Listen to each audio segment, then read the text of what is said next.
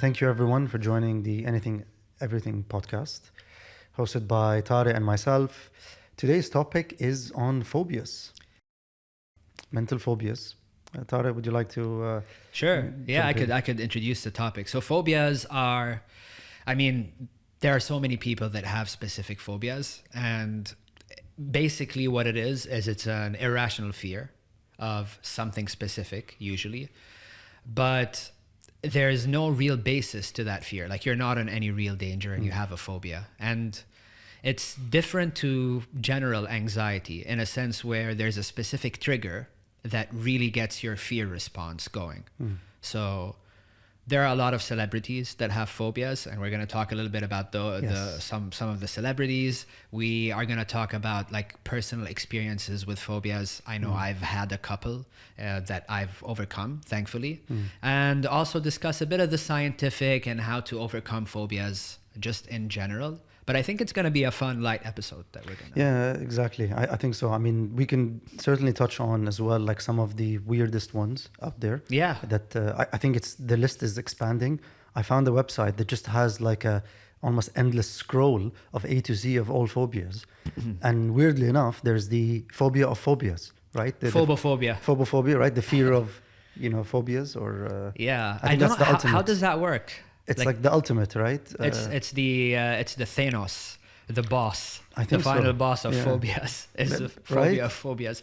Yeah, and it's called phobophobia. And I remember in Harry Potter, I know I'm referencing Harry Potter here, but there's this magical thing, I forgot what it's called, but it changes to your deepest fear. I don't know if you've seen Harry Potter, have you? No, yeah, of course. Yeah, so you remember that thing that comes out and becomes what you fear the most? And I think it's in the third. Azkaban, yeah, the third Yeah. one. It's this chest that animates based on your fear, and they were using it to practice disarm charms. Yeah, so it became people's phobias, right? And then when Harry was there, it became the Dementor thing, which is basically the personification of fear. Yeah. And so Lupin, the professor, tells Harry something about it's really wise for you to fear fear. So Interesting. yeah, because Harry fears the personification. He fears being afraid. So, but I don't know what that really means. Like, How it are you manifests. brave if you fear being afraid? Like, do Yeah. you start doing things courageously just to avoid feeling afraid, or do you just... I'm struggling to understand how you can have a fear of fear, because Yeah. It's not intuitive. I no, don't think like, it's and maybe there's a side of it around acceptance, which is kind of a good kind of exposure therapy in a way, is that you're facing your fear by acknowledging it, not running away from it. So Yeah. perhaps there's an angle there. But yeah, I'm with you. I'm a bit confused by it. Because there's also, you said phobophobia, which is the fear of phobias, but there's also a fear of fear, the Yeah. fear of everything. yeah. So I don't know if they overlap, perhaps. So it's a bit of a weird one.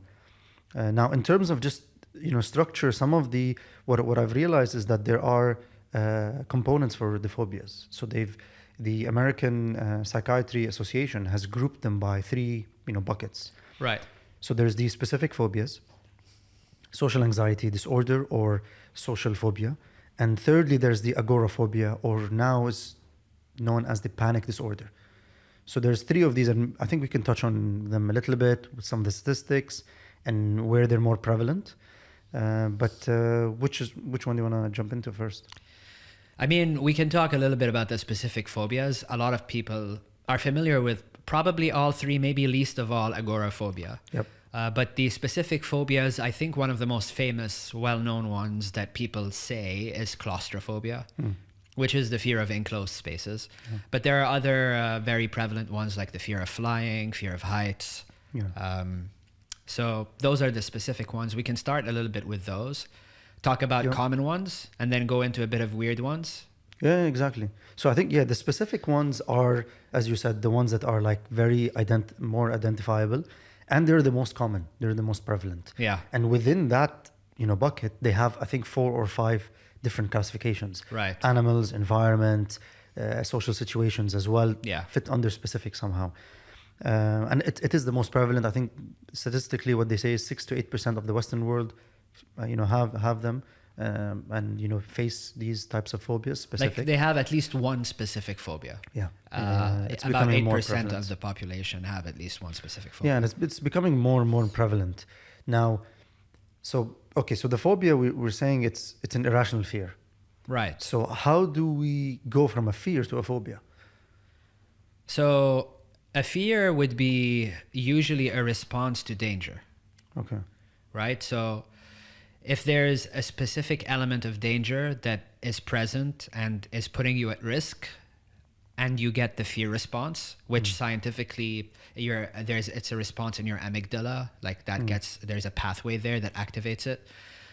That is regular fear. So if you're walking in a park and you come across a bear and the bear looks at you and just growls, and your heart starts racing and your palms get sweaty and you get fight or flight, fear. Like that's not a phobia of bears. That's literally the bear's gonna eat you. It's a real live emergency threat. Yeah. Okay. Whereas if you're at home and you look up to the corner of the ceiling and you see a spider, and suddenly your heart starts racing, your palms get sweaty, and you just want to get the fuck out of there, that is a phobia.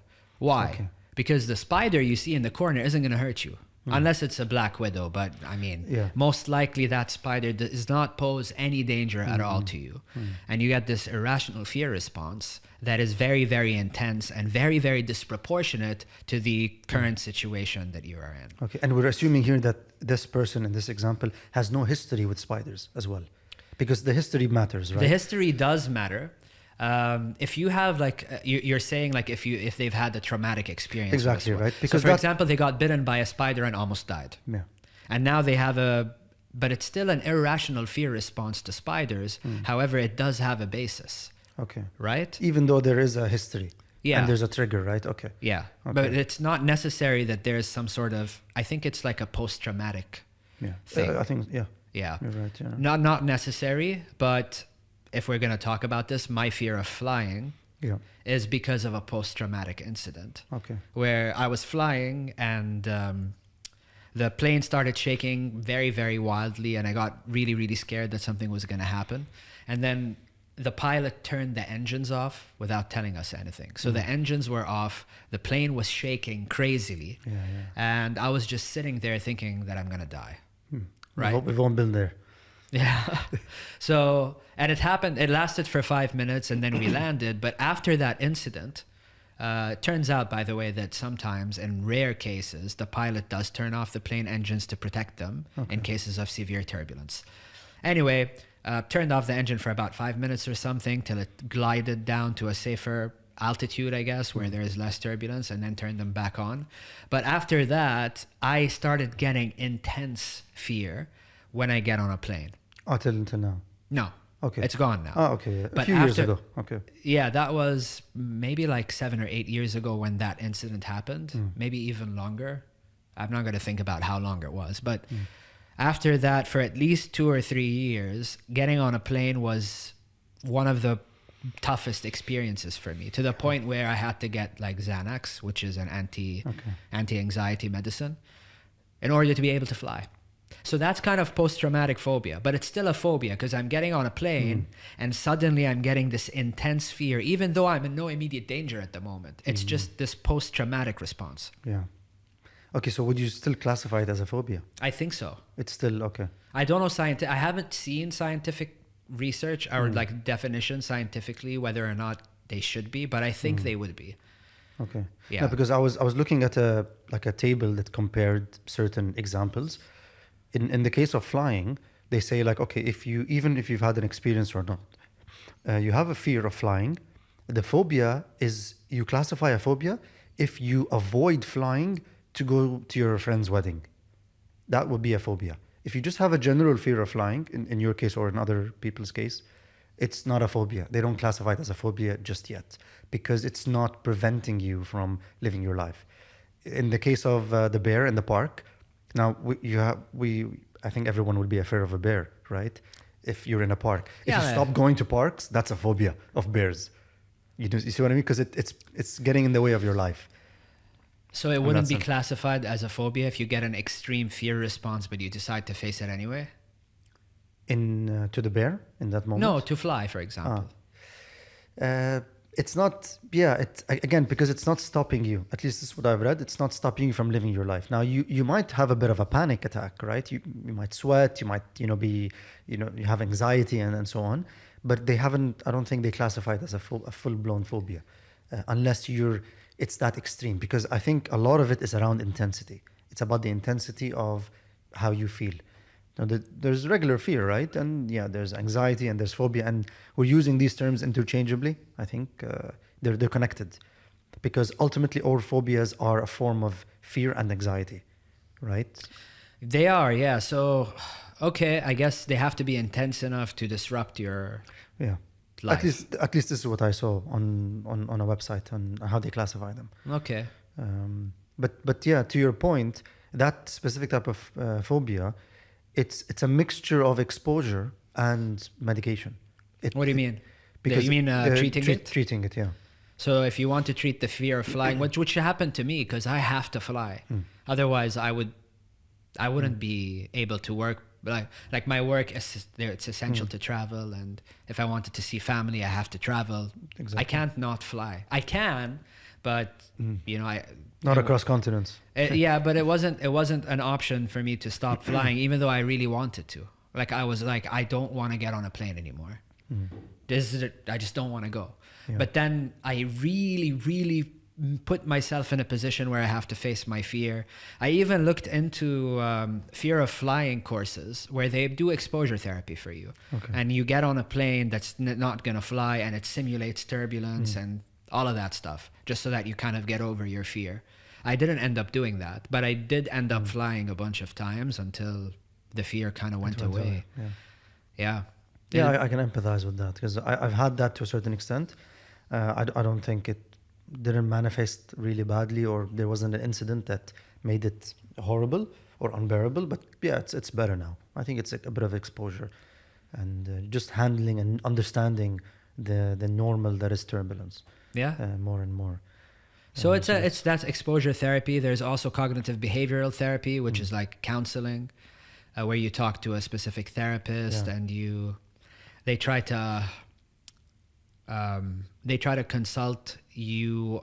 They consult with you on how your fear response is. They talk you through it, and you kind of try to rationalize things and try to change your way of thinking by journaling and doing specific things. Like, I'm not really knowledgeable about the depths of what CBT does, cognitive behavioral therapy, but that's one other method of treatment. And then there's medication. Yeah. But that's not for specific phobias, is it? No. It's like if you have a fear of flying, you can take a Xanax anxiolytic if you know you're gonna fly, and that'll it'll fix your panic. But you can't take like an SSRI or a brain medication constantly and fix like a specific phobia, like a fear of spiders, according to research. Okay. Yeah, the thing, what I remember from a course in university, a philosophy professor told us that your thoughts and your anxiety, when it's leading you down a bad path, and perhaps this comes up in cognitive behavioral therapy, is that your mind is taking very, very small probabilities and making a mountain out of them, making a mountain out of a molehill. So essentially that's what's happening, is that the very, very small chance of anything going wrong, you're expanding it, you're blowing it up in your mind. And perhaps, I'm not entirely sure, maybe that's what they do, and they, as you said, they trace your train of thought to the point where you're able to expose, where am I, pushing it? Where am I losing track? How am I connecting things too quickly in an area or in a manner that is a bit irrational? And you start to go like, okay, I can, maybe through breaking them down, like the specific thoughts, and it helps you deal with that. Yeah. Deal with it slowly. Yeah. And you journal your feelings, and you try to become more self-aware. You try to meditate. All of that stuff kind of moves you towards overcoming your fear. Yeah, absolutely. Yeah. It is a tough one. And I think maybe we'll dwell on this a bit more about, we shouldn't diagnose ourselves. I think we'll get into that a little bit because of the internet and the the ease of which you can research anything. So I think we'll get into that a little bit more. But how about we take a short break and jump into certain people, famous people, and their phobias, and try and maybe quiz each other on those, and see, which are the phobias that kind of make sense, or a bit, okay, I'm surprised about this phobia. I didn't know this phobia existed. Yeah. So maybe let's do that. What Yeah. we've done is we have just a number of cards, Tara and myself, with our logo at the back as well, if you wanna show. So yeah, you go first, and let me know. It's called Guess the Phobia. Yeah. So the person, and then a list of the phobia. All right. So this actor is known for his all right, and it's Matthew McConaughey. Matthew. I don't know if I'm saying his last name right, but he does have an irrational fear or a He has- phobia. Okay. What are the options? So either raccoons, a fear of raccoons, Okay. or a fear of revolving doors, or a fear of butterflies. Okay. I don't think he's afraid of butterflies. Why not? Again, if he's a macho man, in that view, maybe he's not afraid of Okay. butterflies. So raccoons, it's the weirdest one. Revolving doors. Revolving doors. Yeah, Okay, yeah. maybe- So, I mean, I hate revolving doors. Definitely not afraid of them. But if there's a Okay. regular door and the revolving door, I will avoid the revolving door. maybe there's a story behind it. There must be. He must Yes. have like maybe there's like some trauma there Okay. that caused his Exactly, fear. right? Yeah, because He I got stuck when he was a kid. The revolving door stopped revolving. yeah. He's smashing on the window. His mom's on the. I don't know. I'm making this up. I have no idea. Look what- it up, please, people. Yeah. Let's find out about that one. Okay. What do you have? Okay, so this artist was really famous in the 90s. Blonde American. I think there's one that comes to mind. A blonde American famous in the 90s. Her hit song Britney was... Spears. There you go. Yeah, yeah, yeah. Yeah, I knew you'd get it. So Britney has a phobia, interesting one as well. I think it's understandable. But Okay. can you guess this one? So dolphins or lightning or deer? I mean, you said it's understandable. A fear of dolphins isn't really understandable. They are bastards, though, dolphins. Like, you know that they rape each other and stuff. What? Dolphins are pieces of shit. So Okay. dolphins, lightning, what's the third one? Deer. Deer? I mean, if it's lightning, It's lightning. okay. Because that's the most, Yeah, it makes sense. yeah. Yeah, it's out of the understandable. three, I think lightning makes more sense. It's 'cause understandable. It can kill you if it hits you. I think so. Yeah, no, I mean, there's a park ranger, by the way, that got struck by lightning. I think, correct me if I'm wrong, internet, please, but 36 times and is still alive. And he's, or 12. That's a big difference in numbers. In the But same more spot? than more than 10 times in the same park. He's a park ranger, I believe, Oh. at Yosemite National Okay. Park in the States. And he loves being a park ranger. He gets struck by lightning and he keeps going. And if you look at his skin, all the veins are like Popping, completely yes. showing because of the lightning, because it scars Okay. your body, skin. Okay.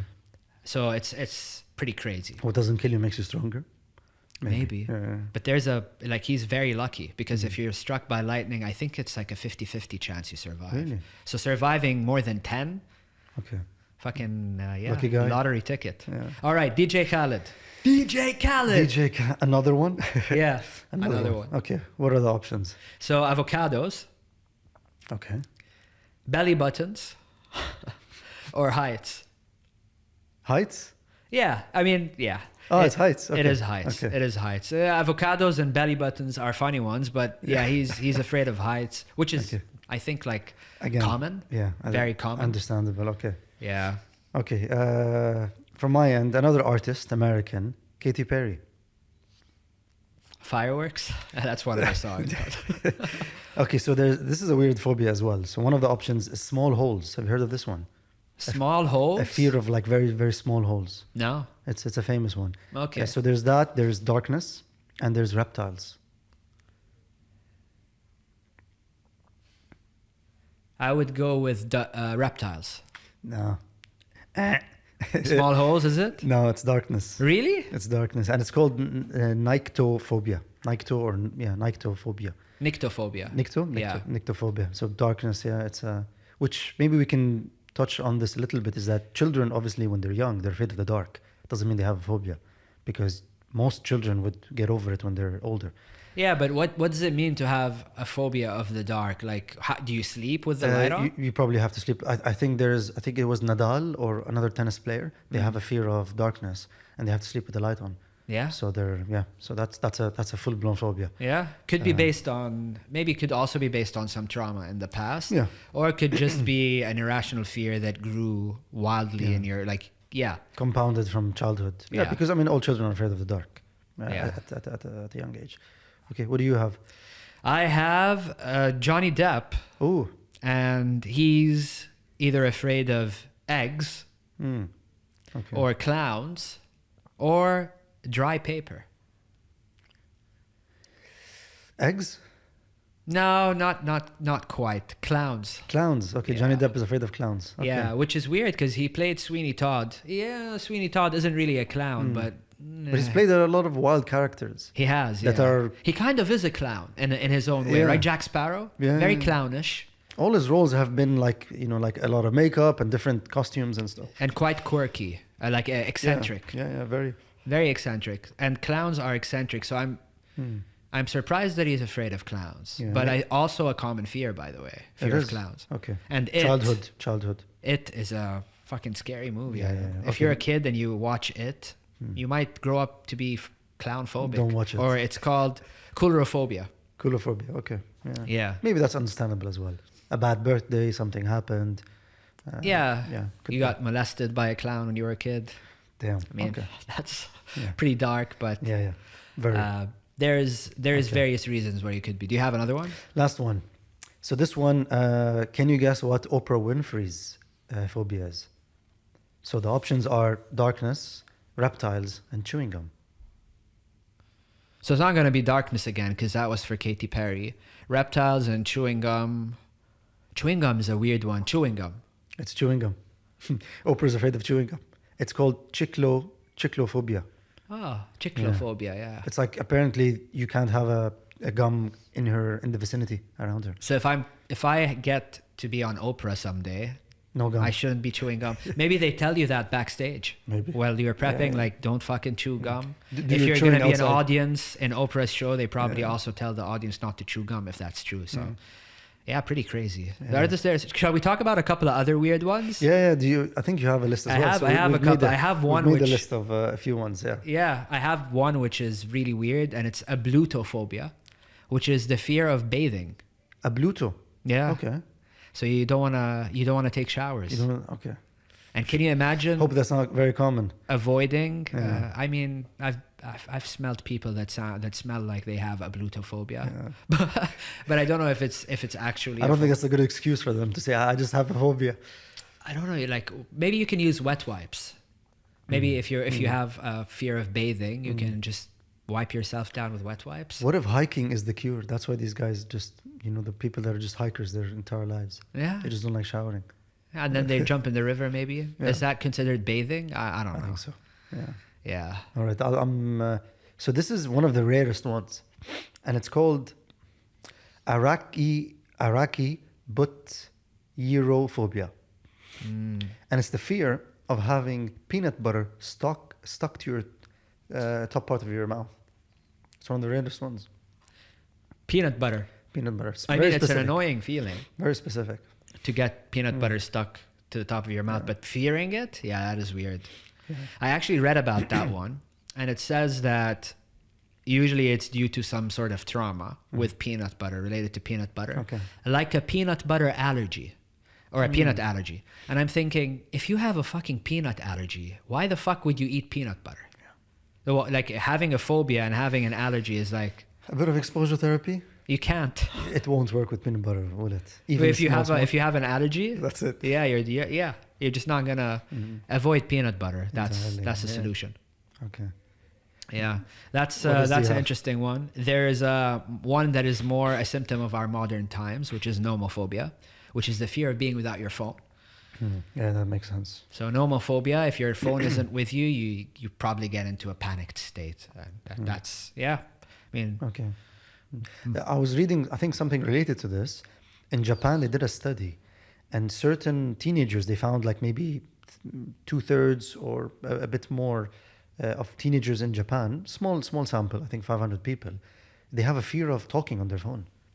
They can't call. They can't make They phone can just calls. text, yeah. They're addicted I've to heard texting. about that one. They're addicted to texting, and, Yeah. this was doing the rounds on the internet. If someone calls, they just connected. don't pick up. Yeah. Yeah. So I think it's a bit of a social phobia as well, perhaps, that you feel like it might be embarrassing or something. I don't know. But Probably ties in a little bit. it might be social related. Yeah. What else? There's a fear of balloons. It's Okay. called globophobia. Globophobia. Yeah. So maybe that's connected to clowns. Maybe that's connected to. A clown with balloons, and if you fear Deadly. both, that's it. That's deadly. Yeah. Yeah. You're out of the running. Yeah, absolutely. Yeah, but balloons are a bit weird. Some kids I get, maybe like when you're a kid and a balloon pops and it really scares you, it kind of, you start makes hating sense. them and it develops into some sort of phobia. Could be. There's one that I want to mention that's pogonophobia, which is a fear of beards. Oh yeah, I wrote that one. You have that I one? wrote that one as well. Yeah. So me and you, I guess, if someone's pogonophobic and listening to this, don't watch it. Use Spotify or just Yeah. put earphones because we both have beards. Probably. And if you're an Arab with pogonophobia, you're probably not in luck, huh? Yeah. Yeah. No, absolutely. What else? What did we have? There's a fear of clothing, vestiphobia. Yeah, I've heard of that one. That's a weird one as well. There's one that I don't know if it's true, but it's a very interesting one, which is anatidaephobia. Anatidae, okay. Yeah, which is a fear of for the fact that somewhere a duck is watching you. Yeah, I've heard that one. Yeah. I think that was in Friends. They mentioned there was a guy in Friends in one of the episodes, and it was at the time when Joey and Chandler had a duck, and the duck was across the hall, and he was jittery. Yeah. He couldn't, just be normal because of that duck. So that's I don't know, how do you develop that? Yeah, I don't How know. does that again? Is there an incident? Is there a trigger? Did you go onto a farm and something happened? Because it's like the fear that duck is watching you. Yeah. Right. So It's not just a fear of ducks. It's Yeah. a fear that a duck is watching you. like, what kind of stare can they, come up with? Yeah, I don't know. Like, why a duck, not a goose? Yeah. I mean, maybe there's a one for geese as well. I have no idea. To me, geese are scarier than ducks. Okay. Why? Geese are bastards. Ducks are harmless, man. But geese. I was in Holland, and there was a lake next to our house with a bunch of geese that are there, and they were just hanging around. And I thought geese would be, kind of like ducks, friendly. So I threw them some bread. Dude, after I threw that bread for the geese, they ganged up on me. And they started walking towards me, all of them together, like the whole gaggle, probably like 30 or 40 geese. And they're all like, wah, wah, wah, wah, just fucking going nuts and running towards me. And I started running in the other direction, and they were just running after me for a bit. So yeah, that's my story for geese. They're bastards. Don't feed them. I'd love for someone to have footage of that and can post it. Yeah. That was a time. That was a time. So I avoided that area Okay. with the geese, and I wasn't afraid of them, but I was apprehensive Okay. after that. Share with us your phobias as well. Yeah. It's an interesting one. If you have any cool phobias, please share. Did anyone see you? Was there anyone watching you? when that No, happened? Renee was with me, my Oh, wife. yes. Okay. Yeah. Okay. Did you have footage of that? She has no footage, but she ran with me, so Okay. we both have the memory. Yeah, it was Okay. weird. I don't have a fear of geese, but I do think that they're bastards. Okay. Interesting. Yeah. No geese were harmed prior to this. No, or during that. Like I didn't harm the geese. Yeah. Okay. No, that's good. There's one more. So there's look at this one. This is the fear of long words. And that's like the longest word. And it's the longest word. So like if you have this fear, you can't even say what it is. I'm gonna try and say this, and I split it into 5, as you can see, and everyone. Yeah. 5 different segments.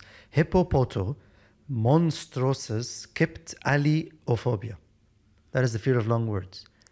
You can't even tell people you have this. Yeah. You can't pronounce it. No, but you can say you have a fear of long words. But so If you're learning German, that's a disaster as well. I guess. yeah, you can't be German and have a fear of long words. It just wouldn't work. Yeah. But I Just- wonder also, like, where can that thing stem from? I don't know. Like, if you think about it, how could Trying you to learn German. Yeah, I don't know. Yeah. Like what goes on in your brain to trigger a fear of long words? What's the precedent? Like for a lot of them, I can understand the precedent. Thalassophobia, which is the fear of the deep sea. Makes sense. Makes sense, right? Like you don't want to be stranded in the middle of the sea. And it's like, imagine how deep it is under you and what kind of creatures live there. It's wild. 100%. You understand that. But something like a fear of long words, it's hard to kind of pinpoint it somewhere. Even a fear of spiders, you can kind of understand that spiders can be dangerous and deadly. Yeah. Sure. And they look They look scary. a bit scary. Yeah, they have a different feel to them. They do. You know, Yeah. like as you were saying earlier about dolphins don't look like they're horrible creatures or they can do stuff, but they can do serious damage. They can, They kill yeah. sharks, don't they? They gang up on sharks. They are. They're there. Yeah. They could be horrible. Yeah. They could be also really friendly. Dolphins have personalities, by the way. I don't want to get too deep into dolphins, but yeah, there are different types of dolphin creatures. Some that are dicks, some that are nice, I guess. Interesting. Okay. Yeah.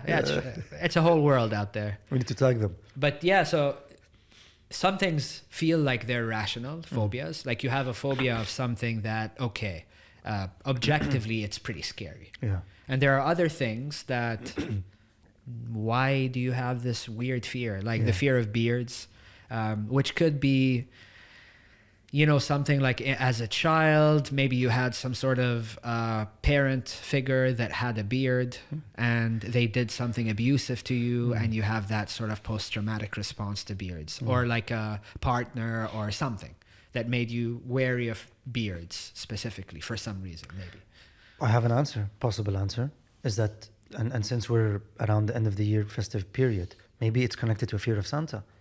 Because maybe Santa's huge beard does create some sort of fear for children, young children that don't want to sit or see this, man in the mall, right? So it's a very common thing, sit on Santa's lap in the a mall. lot of kids end up crying really badly. Right, and yeah. they're It's not the happy. same with like cartoon characters, right? Full-blown cartoon characters, Mickey Mouse and so on. Like when you go to Disney World.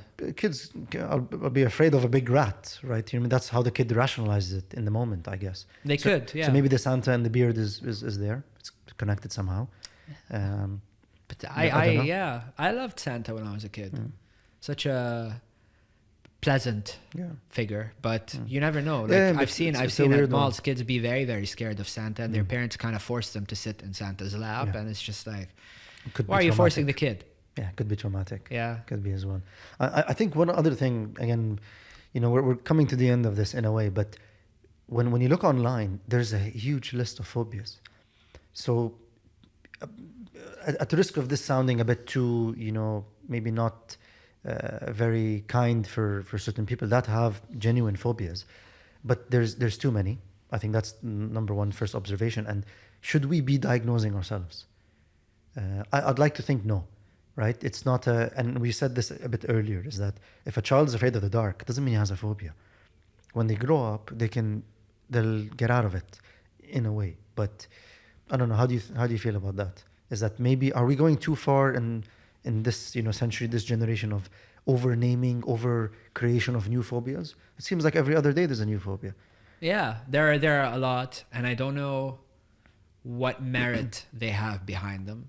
Like there are some that you think, could that really be a thing? Or is it just made up? And self-diagnosis is tricky, but you can tell if you're afraid of a specific thing. But the thing that I would be concerned about is that you make it a self-fulfilling prophecy. Yeah. So you kind of convince yourself that you have a specific phobia and you develop it. Even though if it wasn't there in the beginning and you just had some sort of discomfort and you attributed it to a phobia, and it becomes a phobia because of the nocebo effect, maybe. Nocebo, exactly. We spoke about it. It's the reverse placebo. It's the reverse of in a placebo. sense. It's Yeah, like the bad version of placebo. Placebo's evil brother. So Anyway, yeah. So maybe it's that. It could be. Yeah. I'm sure it's there because ultimately... So overdiagnosis or mind. diagnosing yourself Yeah. could lead to the manifestation of these weird phobias. Yeah. No, 100%. I mean, and it comes back to, again, because phobias are connected to fear, connected to anxiety. Your fear amplified becomes a phobia. Your anxiety amplified becomes a phobia. Yeah. But you do, for the general public, not people that are actually have been diagnosed, and we need to caveat that. You have control over your mind. We need to wrestle back and understand that while you can, it's like how people say, you're putting it in your head. You can do that positive and negatively. The placebo works positively. Oh, take this pill, you're going to feel better, and it's a sugar pill. Right? You can do the same with nocebo, and with something like phobias or anything else. Is that you're putting that thought in your mind. You exaggerate it in your head. Yes, and you let it, just that vicious cycle just keeps playing and playing. Yeah, and it compounds. It gets worse and worse and worse and blown way out of proportion. Yeah. But again, and even if that happens. Yeah, this is not prescriptive, right? But even if that happens, it's still a legit phobia, even if it develops that way potentially. And you can tell that you have a very, very specific fear that is very irrational, and you can't help your response to it. It's still a phobia in a way. Like I feel like, or maybe it's close to becoming a legit phobia. And yeah, I think for some phobias, I think it's okay to have them, and it's not terrible. Yeah. Like if you have a fear of heights, for example, I mean, it could be really, really bad to the point you don't want to go into an elevator up higher than the 4th floor, which does exist. And probably you can't get on a plane if you have a fear of heights either. So like a proper phobia. Or you don't sit next to the window on the plane. Yeah, because but you're still going to be uncomfortable, right? Or do you have to, like with a fear of heights, do you have to be within eye shot of the height? Like if you're in the middle aisle on a plane, is that like fine? I don't know. I would think that, like, for example, with height, is that your awareness of how high you are plays on it. Like what I've read as well. Yeah, I think so. Right? That's what I'm saying. Like if I have a fear of heights, I might get a bit weird if I'm on your balcony and you're on the 10th floor. Yeah. But my phobia manifests when I don't move into an apartment that's on the 12th floor. Yeah. That I actively avoid it. Yeah. And that's a bit of that distinction. So again, but how distinct is it? It's tricky, right? It is tricky. And on the plane, I'm not sure actually, because it can be, it's a tricky one with heights, because it might be a phobia of plane that becomes a phobia of heights. It could as well, right? Because there's a knock-on effect. 100%. So it's a very tricky one. Yeah. Yeah, but it's also very, very common. The fear of heights is very common, but like you said, there's probably a distinction between having a fear where you get uncomfortable but you can still do it, and having a phobia where you're just unable to face the fear, which becomes a phobia, as you were saying, I guess. Yeah, I think, really just, my main concern is just we want people to help themselves and not self-diagnose as much as possible, because the internet's there, and while research is good, it's good to stay informed, but it can lead you down a rabbit hole where you are, just creating, this scenario or this, poor mindset that, it's like becoming a hypochondriac in a sense. Yeah. Is that when a phobia? You Google your symptoms, and it just gets worse and worse in your head. Yeah. It's not a phobia, but it's similar in a sense. Yeah. It's a type of anxiety. Yeah, you're fearing that, is it the fear that you're always like at risk of bad health or like succumbing to some disease? Yeah, that's kind of what it is. Like you're worried about your health, and it could be very specific to some part of your health, not general hypochondria. Okay. Like you're fine with getting a cut and bleeding, but you're not fine getting like a heart palpitation. And it's real intense fear manifests itself when you get a heart palpitation. Still hypochondria. That's still okay. Yeah. I think it might be also compounded by certain genetic things, or hereditary traits that you have in the family, and therefore that just aggregates and builds up in your mind over time. We want people to be the best informed and know when to just step back and seek professional guidance specifically around this, and when to take medication, obviously, because someone telling you when to take medication, if not an expert, you need to see a psychiatrist for 100%, sure. 100%. Do we still have time? We have a few minutes. Yeah, we do. Yeah. Do we want to talk a bit about the social anxiety, agoraphobia? Oh yeah, please go ahead. Yeah. So social phobia is in its distinct category, as you said. But what it technically is just a fear of socializing, right? Like you can't go out and talk to people, and I think it's more specific to people that you aren't acquainted with, or people that you're not close to. So going outside of your very small social circle feels zone. like the most daunting thing ever, and you tend to avoid it, and you're just completely isolated. So in these situations, I guess the difference from specific phobias is that it's much harder to avoid, to live your life. It's much harder to avoid social situations than it is to avoid the specific thing that you fear, like fear of spiders or fear of. You can, but like you're just locked in. So maybe you can be like a software engineer that just sits at home and builds their own apps. Yeah.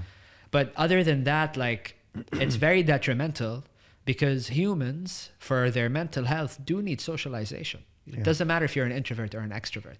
So having social anxiety most likely means that you're going to be depressed as an individual as well, not just anxious. So it's a tough one. And I think you were saying that specific anxiety can be treated with medication, whereas the specific phobias couldn't. But social anxiety, you can take like SSRIs. Obviously, you have to consult a psychiatrist, but they could help.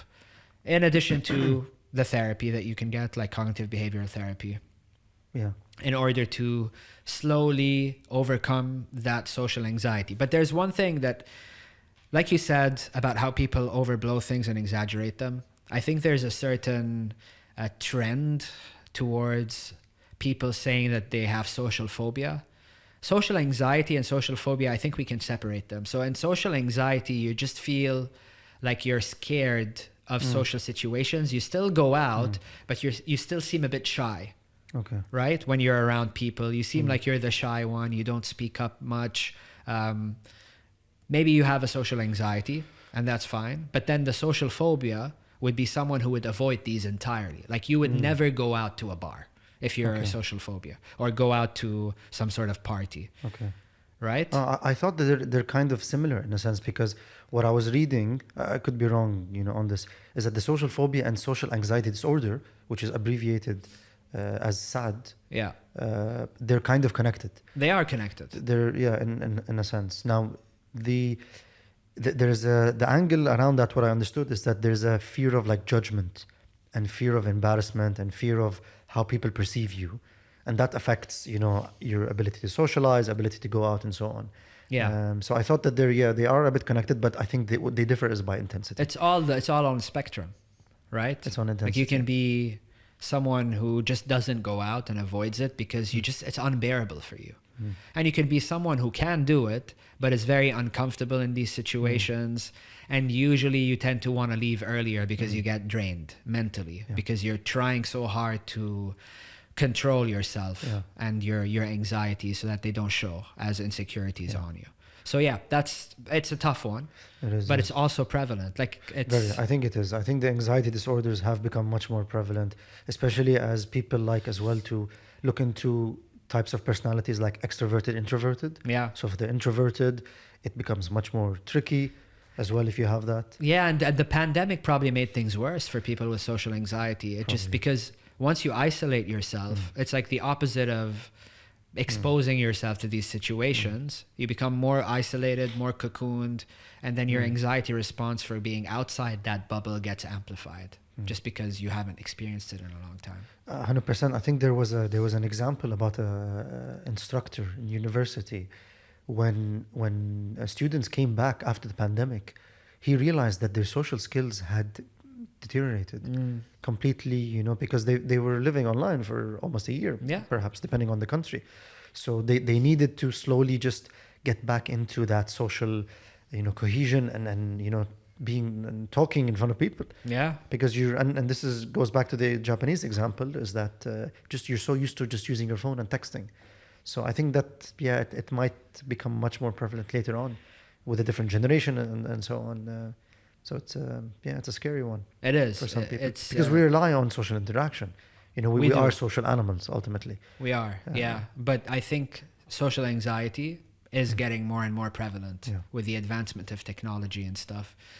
And the last one would be agoraphobia, which is, I guess, equated to panic disorder. It is more around panic disorders, exactly. And what I saw is there's a there's a certain fear of situations, weirdly, where you feel like you can't escape, or you're in a crowded spot and you can't get out, or you're surrounded. Yeah. So this one, I don't know, this might be one where I think this is a bit less prevalent than all the other ones, and it may affect women more than men, because generally women are affected twice compared to men with certain phobias. Right. So maybe this is the one that maybe affects women more, and depending on the country, I think as well plays a factor. Yeah, I've had agoraphobia. There was a period of my life where I had very intense anxiety, which developed into agoraphobia. And the best way to describe it is I only feel like I'm safe when I'm in my bedroom. Really? Yeah. Okay. And to the point where if I just walk out of the door, I get crippling anxiety, like crippling. Like I couldn't breathe properly. I couldn't, it was very, very, very intense. So that was a little bit tough to overcome, but I did a lot of acceptance and commitment therapy, which is a type of cognitive behavioral therapy in a way, like it's branched off of cognitive behavioral therapy. So I did that, but it was self-therapy. So I got myself a book and I'm like, I have to get over this. But the thing is, it doesn't make any sense in a sense where I'm sitting there and I can rationalize it in my head. Like, what the hell is going on? Okay. There's nothing out there. Like, there's nothing out there. There's nothing. And then I walk out and it's crippling anxiety. And there's no way you can tie it into any type of rational thinking. It's just out of nowhere, out of the blue, just intense, you're gonna die type anxiety. Okay. Like the anxiety that you're feeling like this is it. This is the end of the world. Okay. Your entire world is crumbling around you. If I wasn't, that's how my agoraphobia manifested. I guess there are different versions of it, but to me it was stay in my bed. Otherwise I'm non-functional. Really? Yeah, that was how bad and this was diagnosed. You were diagnosed? Yeah. I had to go to a psychiatrist. Okay. I took a bunch of anti-anxiety medication, like the Xanax, not Xanax, but a derivative, another benzodiazepine. So I was prescribed SSRIs. I didn't take them because I was stubborn, and I'm like, I want to get out of this myself, which I did. I wouldn't recommend it. If you're prescribed medications, you should probably take them. But I also do believe medications over-prescribed. Not going to get into that at the moment. Yeah. But with a lot of will and effort, I was able to overcome it. But I understand phobias because of my experience with agoraphobia and with a fear of flying, where I rationally know that this makes no sense. In my head, I know that this fear that I'm having really makes zero sense whatsoever, but you still have it and you cannot control it. So it's a medical thing. It's a hormonal thing in your brain. Things are popping off, and it's not something you have conscious control over. Okay. Can you share the book that you said there was a book that you read that might have helped you? Yeah. So it's called the Anxiety and Phobia Workbook. Okay. And it's by Dr. Edmund Bourne, I think his name is, or Edmund Burns, something like that. But it's called the Anxiety and Phobia Workbook. And it just walks you through acceptance and commitment therapy so that you can self-help you. And it gives you tips and pointers about what to do. Perfect. No, that's really good. You shared your experience with that and how you overcame it, and that reference point for listeners. Yeah. Check out that book if you need. It's good for anxiety disorders, panic disorder, agoraphobia, social anxiety. It helps a lot for those. Perfect. Yeah, and I think the labeling, right, and understanding a bit more helps people just kind of between themselves, right? Yeah. Just rationalize it and just understand, come to terms with it. For sure. Like if you have a specific fear, like a fear of spiders, that book isn't really going to help you. Yeah. But for those generalized phobias, I think it'll be super, super helpful if you really commit to it. Okay. That's great. I think, it's a nice note to end the episode. Yeah, we can wrap up around this. It's been really, really interesting.